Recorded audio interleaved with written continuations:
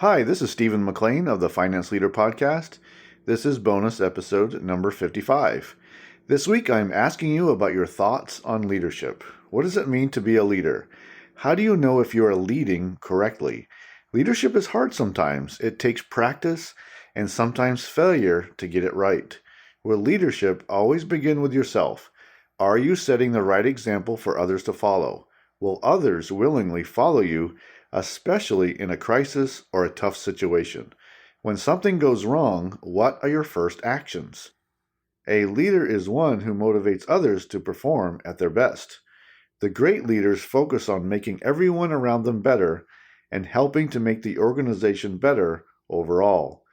The common tools of a leader are, number one, communicating a simple vision for everyone to easily understand and follow. Number two, prioritizing the team's effort and tasks.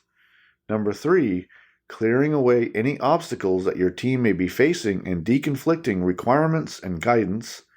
Number four, using a back brief method to ensure what you said was heard properly. And five, ensuring that your team has development opportunities so they can grow.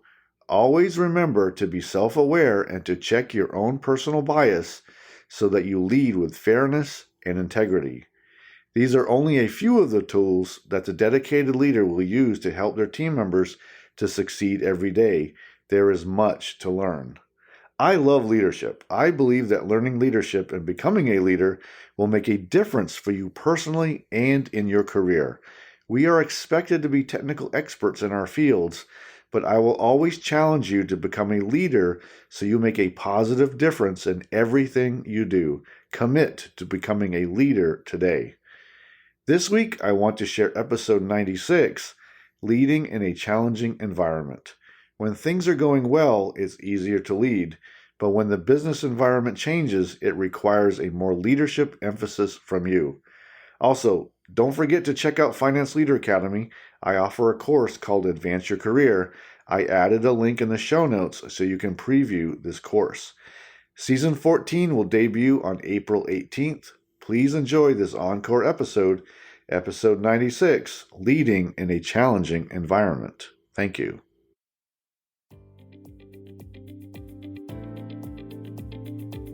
Are you facing a leadership challenge right now or soon? Do you even know? Have you been complacent, or are you watching for the signs that change or a business challenge is imminent? When things are going well, it's easier to lead, but when the business environment changes, it requires a more leadership emphasis from you. Be watchful for business and senior leadership changes, and be ready to adapt and lead your team through the challenge, whatever it is. I want you to protect your team, but you must develop a plan to overcome that challenge and figure out how to energize your team to win willingly and without coercion. Please enjoy the episode. Welcome to the Finance Leader Podcast, where leadership is bigger than the numbers. I am your host, Stephen McLean. This is the podcast for developing leaders in finance and accounting. Please consider following me on Twitter, Facebook, Instagram, and LinkedIn. My usernames and the links are in this episode's show notes. And also, please join the Facebook group I have for this podcast community. Thank you. This is episode number 96, and I will be talking about leading in a challenging environment. And I will highlight the following topics. Number one, acknowledge the problem. Number two, lead and take positive action. Number three, shield your team from everything toxic. And four, energize your team to help solve the problem. Author and entrepreneur Jim Rohn said, "The challenge of leadership is to be strong but not rude, be kind but not weak, be bold but not a bully, be thoughtful but not lazy, be humble but not timid, be proud but not arrogant." This week I am talking about leading in a challenging environment. I have talked about this before, but it's an important topic. When things are going well, leadership is not often a critical factor. But when your situation changes for the worst, then leadership is what can make your situation better so you can help your team and your organization through the challenge. And there are several different scenarios for challenging environments, from the company losing market share, to dealing with a toxic work atmosphere, to dealing with a major brand damaging situation, or even team members who are destructive, or maybe even dealing with a supervisor who does not respect you. There are so many scenarios, and it takes patient leadership to overcome them, and many others. I can't wait to get into talking about leadership and how you can influence a better outcome. First, I had to delay the debut of Season 12 for a few weeks, but I am back. I hope you enjoyed the additional bonus episodes I shared over the last few weeks. That was not the original plan, but that is leadership. We have to be flexible to meet the needs of our team, so I adapted and shared short messages plus bonus encore replays. This time helped me to think and prioritize, which are great activities for all of us to conduct. Thank you. I also want to talk about our ongoing goal achievement. We have just a short time left for this year. Now, what else do you want to accomplish in 2022? We are in quarter 4, and we need to start thinking about next year. Does your company have any training funds left over that you could use? Look over your goals and what training you may need and training your team may need. Don't let those training funds go to waste. When we began 2022, I challenged you to make 2022 your best year ever. We were going to focus on goals and the special people in our lives. How did you do? I know that I still need to improve on this too. I will continue to focus on the special people in my life while also accomplishing my goals. I want you to do the same. Now, regarding our goals, do you still need to earn continuing professional education credits, or CPEs, for your certification? Don't wait until December if you have to submit a transcript to your work. Many of you probably have a work requirement to earn so many CPEs per year because your certification was a condition for employment. Now let's finish them up and get them turned in on time, well in advance, since some CPE teams shut down for the holidays each year. Now let's also look to 2023 and start drafting some goals you want to accomplish in the coming year. I have a few myself that I will begin to write some notes about, and also looking at the calendar for when I can get them done. Now this week, it's about applying leadership to overcome a challenge. The business world, the economy, and our personal lives are all cyclical. There will be good times and there will be challenges. What we must not become is complacent in our approach. Look for signs of change, even when no one is talking about them. We know the financials, so look for the direction. Are we getting better, or are we losing market share? Are we innovating, or do we have a popular, mature product that is at risk to a better product entering the market from a competitor? It takes courage to address a challenge. You have to find courage to acknowledge the problem and then to address it. Depending on the problem, a variety of people may be upset with you, no matter what. This is always a secondary condition of being a leader. Someone or many people will not be happy with you. It happens, and the who is not happy changes often. It's important to acknowledge and take ownership of a problem when it becomes apparent that there is one. So we have to be watching. Be observant to change. Be observant to a challenge that may affect your team and the organization as a whole. And we must always work to avoid and protect our team against toxic behavior. Anything toxic has the potential to destroy your team. It can be an overbearing, micromanaging senior leader, or anyone who does not respect boundaries, or someone who uses passive-aggressive tactics to hurt others. Toxicity comes in many shapes and sizes. Sometimes you don't even realize it until you are face to face with the menace. Work to avoid it and work to keep it from your team. Toxicity can also become prevalent within your team, so be watchful and take action to rid it quickly. Leaders should always have a plan and don't ever become complacent. Complacency escalates ineptitude, which leads to problems.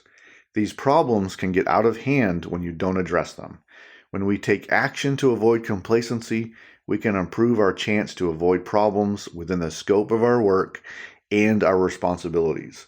But we also want to not be complacent within the context of how the organization is accomplishing its major goals and mission. So know what is going on. It's our responsibility as leaders to know what the organization is doing, where it's going, where it's headed, and how it's going to affect itself based on the business environment, based on the economy, based on competitors entering the market. So be watchful and do your part in helping the organization accomplish its goals, to accomplish its strategy, and to overcome any competitor entering the market that may threaten it. The great leaders do not become complacent. To do so, you will lose the opportunity to positively affect and influence change. Be watchful for what is happening inside your team and around your team. Pay attention to how senior leaders engage and how they speak.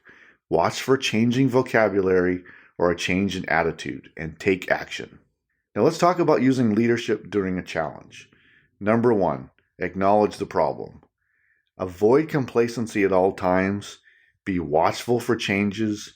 Be watchful for vocabulary and attitude changes from senior leaders. Observe behaviors and what senior leaders are focusing on.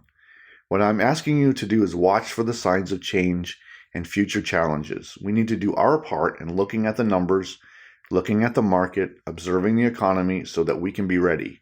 I want us to avoid how politicians from around the world talk about the economy. They have an agenda. We should seek out facts and the truth so we can do our part in guiding the business. Look at the numbers. Now, the various departments of the United States government does a great job at collecting data about the economy, including from around the world. They do a great job at data collection. Now, I'm not sure if they do a great job at what to do with those numbers, but they have incredible databases with numbers and collect data on just about everything from around the economy. Now, this raw data can help you understand how your market is acting. I may actually do an entire episode in the future about pulling U.S. government data so that you can use it to help you understand the economy better. But the data is there for you to use, for you to analyze without someone else telling you what they want you to believe. You can always do your own analysis. Now that's leadership.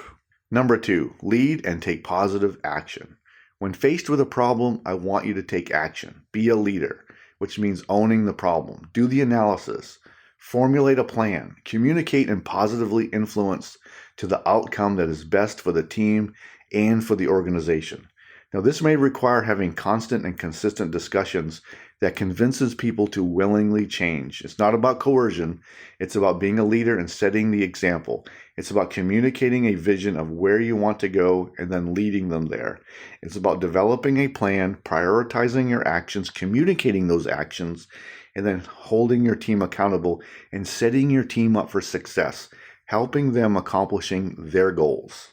Number 3, shield your team from everything toxic. I don't want my team to deal with anything toxic because it's demoralizing, it's distracting, and it kills motivation. It's my job to shield and protect my team from any toxic behavior and issues within the organization.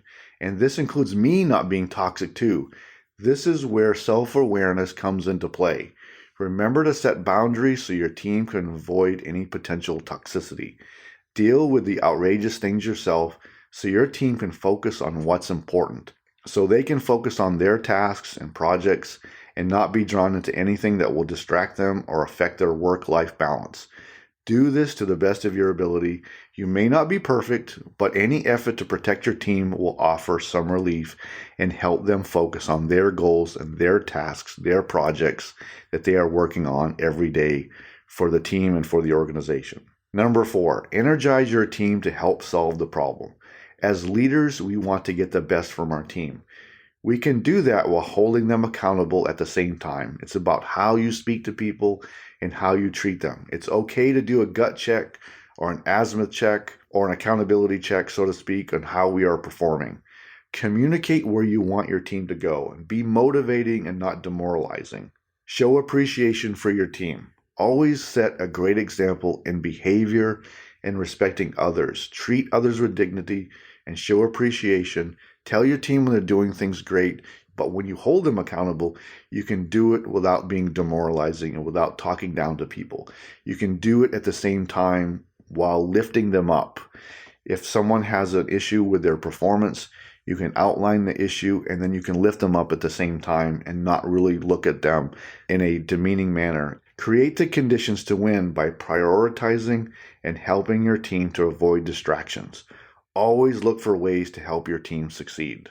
Now for action today, Are you observing the world around you for change? And when change becomes obvious, do you take action to positively implement that change?